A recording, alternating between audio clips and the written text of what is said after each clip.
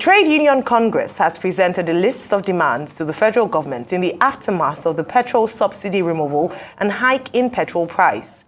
At the end of the meeting, which ended about an hour ago between representatives of the federal government and the members of the Trade Union Congress at the presidential villa, it was revealed that the demands include a review of the minimum wage, reversal of pump price, and a tax break for some workers.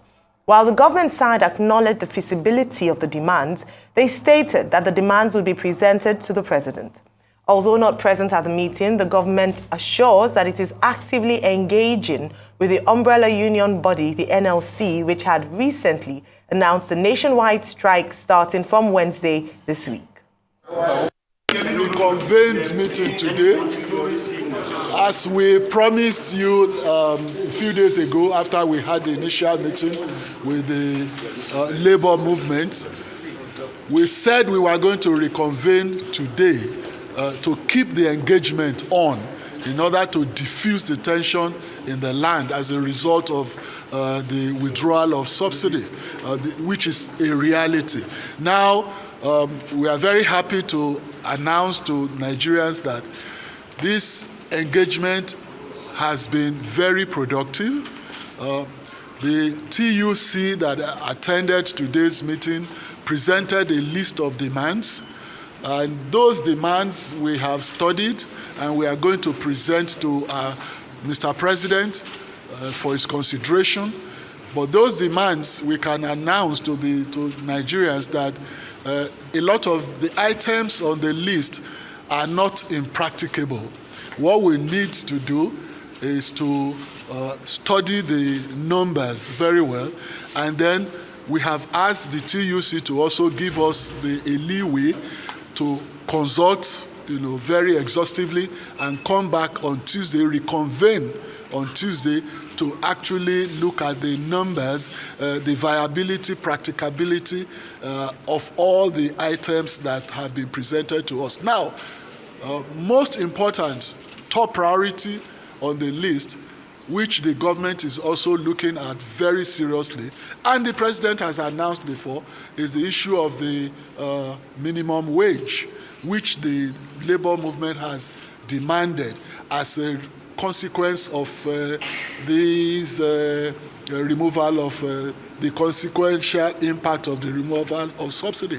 So government is looking at that, and Mr. President is most likely going to constitute a tripartite committee. That is the committee of federal government and including the states, then the organized labor on the other part, and the private sector. We have presented a list of our demands to them, and they received it in good faith that they will go back to their principal and come back to us on Tuesday. So we are hopeful that the demand that we have presented would it will be reviewed in the best interest of Nigerian workers and the entire Nigerian masses. The demand for a minimum wage, and we stated that for us it is quite apt that the minimum wage today is not a living wage, as we all know. The value of the minimum wage since it was negotiated has plummeted to a very abysmal level as it is today. So we demanded, when you call an organ meeting, an organ takes a life of its own. So the decision of your organ is what you are expected to implement. So all of us staying here today, we are agents of NEC of TUC. So the NEC of TUC took a decision, and that decision is what we are trying to push through. The planned industrial action scheduled for Wednesday by the Nigeria Labour Congress, NLC, may suffer a setback as the union appears divided, with the Southwest and Northern States chapters set to be considering pulling out of the proposed action. This day reports that the planned action to protest against the removal of petrol subsidy has been politicized, with the Southwest and Northern States chapters mulling backing out of the plan. Although NLC has written all its 43 affiliate unions to mobilize for the scheduled industrial action, full compliance for the strike is still in doubt, as some state chapters are said to be reading political undertone to the strike, which they believe is hasty. Some of the affiliates of the NLC include the Academic Staff Union of Universities, ASU, Academic Staff Union of Polytechnics, ASUP, Nigeria Union of Teachers, NUT, Judicial Staff Union of Nigeria, JUSUN, National Association of Nigerian Nurses and Midwives, among others. Some of these affiliates are said to be open to more dialogue and further interface to the federal government rather than plunging the country into another round of crisis. The president of the Nigeria Labour Congress, Joe Ajaero, has dismissed reports of cracks within the ranks of the Labour Union. There are reports that some chapters in the southwest and northern states are considering pulling out of Wednesday's proposed strike following internal crisis. However, Ajaero, while speaking yesterday on Arise News show This Day Live, says the union remains united and resolute. Well, there is no discordant voice within organized labor. If there is any, you let me know. We have 36 state councils of the NLC. We have 54 affiliate unions that met on Friday. No dissenting voice. And we took a decision on this action. And every union has issued strike directives to their members. And the strike is on. For the newspapers that are saying there is a division, let them say where the division is having. The NLC does not operate northern branch, eastern branch, western branch. So where is the discordant voice coming from? Let them wait till Wednesday for them to know. Part of our agreement in 2021 is the issue of the compressed natural gas as an alternative. And that one, even the then Minister of State Petroleum, Silva, now said that it's going to cost 90 naira per liter. And everybody was impressed. The CBN was supposed to have, if not, they have not released 250 billion naira for conversion of vehicles and power stations. Ipman, the owners of these filling stations, have donated their filling stations for the conversion to take place. And as at now, over 10,000 cars were converted in Benin alone. And we're expecting them to do this conversion for us to have alternative.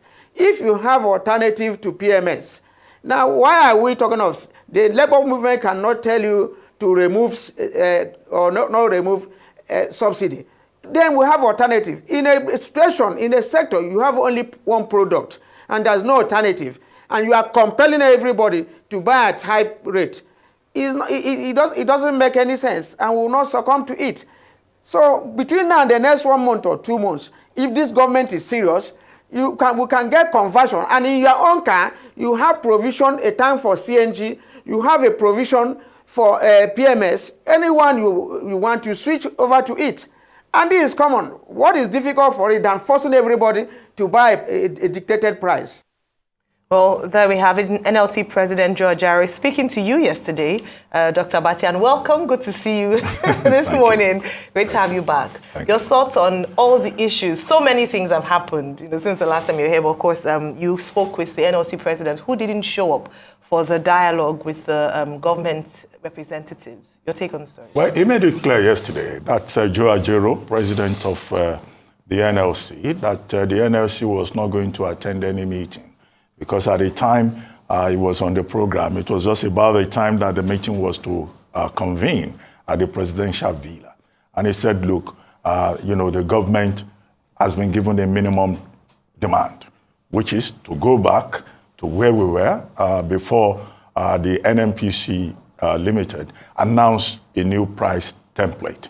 And that if the government is not showing good faith, then of course NLC will not be interested in any further dialogue other than to go out on industrial action on strike on Wednesday, which is just about 48 hours from now.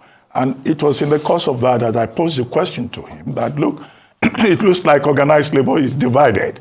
And he said there's nothing like division, that he had in fact met also with the president of the Trade Union Congress. But as we saw yesterday at that meeting, 5 p.m. to 7 p.m. at the presidential villa, only the Trade Union Congress leadership showed up. But much capital has been made out of this, that maybe organized labor is divided, maybe the government is trying to use divide and rule tactics. But if you look at the demands of the Trade Union Congress, there isn't much difference between the TUC or the NLC. The TUC is also saying that there should be a reversion to to the pump price of 195 naira per litre.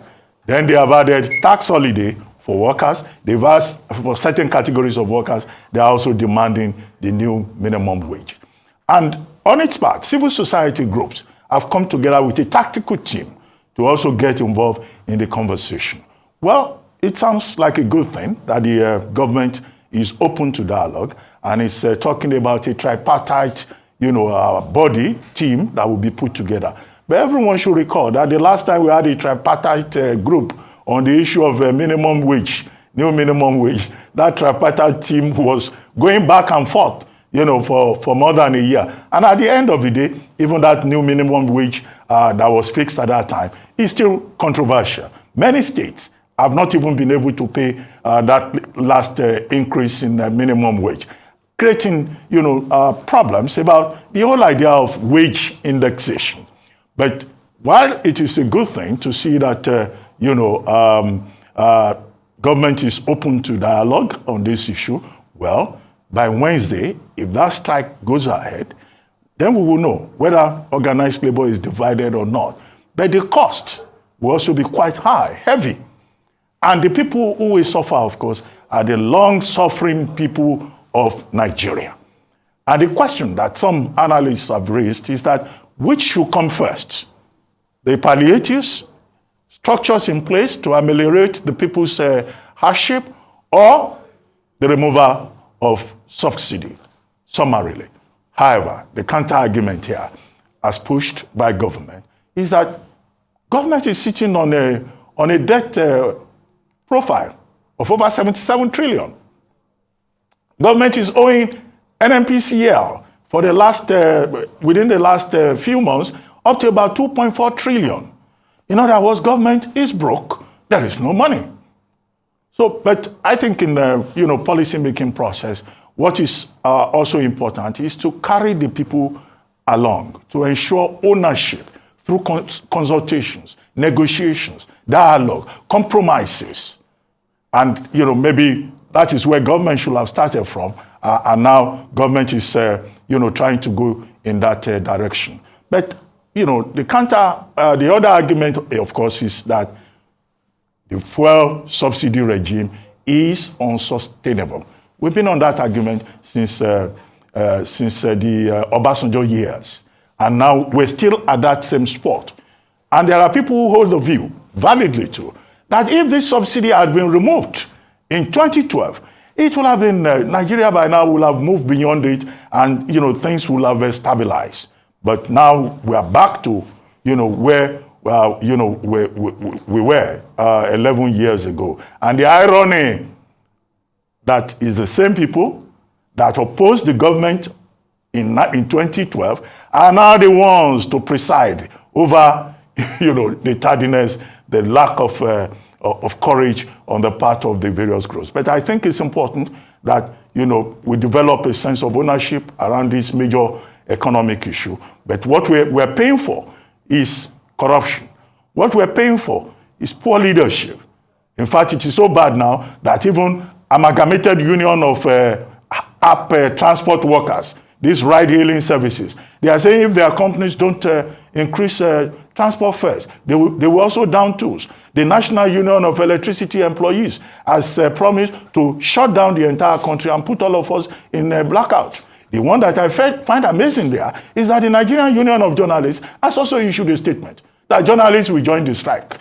Well, I don't see how that will work. If Nigerian Union of Journalists are going to down tools, doesn't mean that we won't be on television on Wednesday. That would be quite a tall one. But that is to show, the seriousness of the dilemma that Nigeria faces. And we've always said it on this program during the campaigns that, everybody wants to be president of Nigeria. Okay, what do they want to go and preside over with the huge debt that has been left behind? And of course, President Buhari has, successfully, escaped the social consequences of the removal of fuel subsidy. And the first task that the Tinubu administration has to face, as we have seen, is this removal of a subsidy.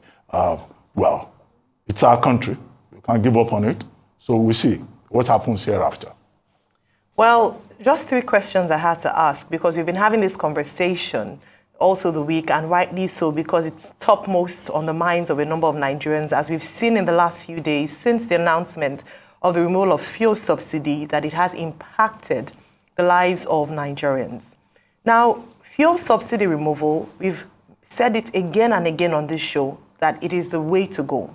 Right before this administration, during the Buhari administration, even previously, there have been arguments for it. And so just wanted to again emphasize that when we analyze or speak about it, it is not to decry the fact that it is important to remove subsidy. Organized labor agrees with that, IPMAN agrees with that, MOMAN agrees with that, the World Bank agrees with that, IMF agrees with that. So international and national organizations have come out to say it is the way to go.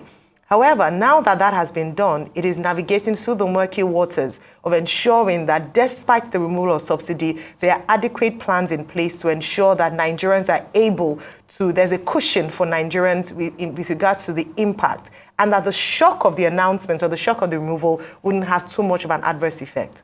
And so questions around, following the conversation with organized labor and government representatives. By the way, that also highlights the fact that the Tinubu government is yet to appoint its it appoints its ministers, appoints some of key roles to have conversations like this. And that's why I asked the question last week about the office in which Mr. Dele Alake was speaking on behalf of the federal government. In several reports, it said that he's speaking as the leader of the delegation from the government or the negotiation team. But I asked that question because it is wise for the president to appoint a spokesperson. Because at this point, one of the things we talked about to manage the expectations of Nigerians is to have an effective communication plan and to keep up the engagement, not just during meetings and closed-door dialogues, but also to come out and have a decisive stand. One of the things that the NLC president said was that one of the reasons he wouldn't show up at such a meeting, beyond the fact that some of their needs hadn't been met, was that they needed to have a substantive group speaking for the government. So the people who were coming to meet with them, in what capacity were they coming to speak on behalf of the government? Very critical. We talked about the president hitting the ground running, and of course, subsidy removal has taken up a chunk of his time. However, what we had hoped, especially because he had regularly moved during his campaign with a group of people, was that he would have appointed people into certain offices so that that is dealt with and we're able to truly deal with things properly. Now, to the questions I would like to ask. The first thing is, in the event, with this tripartite committee they're setting up, and it's instructive that it's the federal government and the state government, bearing in mind that even if there's an upward review of salaries or minimum wage, the last being in December 2019, the state governments have to be able to pay their workers. And some of the state governors are finding it challenging to pay 30,000 naira currently.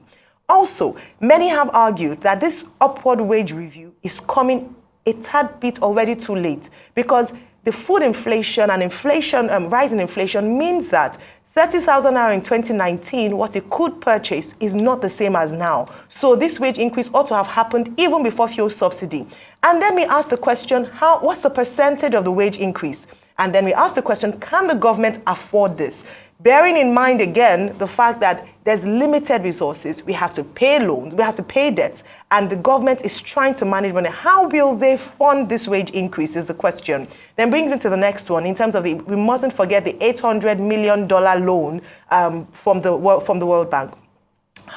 Is this going to be part of the palliatives? Is this going to be part of the support to state governors to be able to pay wages if they review the salaries upward? What is the plan for that? At this point, at least in the immediate, we should start to hear of the palliatives that the government has put in place for the most vulnerable Nigerians at this time. We've had stories sent to us. We've interviewed people from across the country who have talked about the fact that they've not been able to take their children to school. They've not been able to live properly since the announcement, and work has stopped. And then the next question is, what's the plan for small businesses? Business Day today has an article in terms of the impact of this announcement on small businesses. Don't forget that the power issue in Nigeria hasn't been sorted yet. Therefore, small businesses in Nigeria have to largely depend on on generators to run their businesses. That already had shot up the cost of production. Imagine a about 200% increase in the price of fuel, how that impacts businesses. We've looked at how small businesses have had to close because of the unfavorable condition or environment for doing business in Nigeria. How does that impact young people or older people who have small businesses and the people that they employ in terms of job creation, in terms of unemployment numbers? These are things that we want the government to begin to address immediately. The impact of the removal of fuel subsidy by no argument or without any argument has been felt significantly by both the rich and the poor in Nigeria. However, as a nation, we must protect our most vulnerable, because if we do not, it would have consequences that perhaps we will not be able to handle or sort out. So we're looking forward to the next meetings to come up with decisive action or decisive decisions that have been made towards alleviating the sufferings of Nigerians.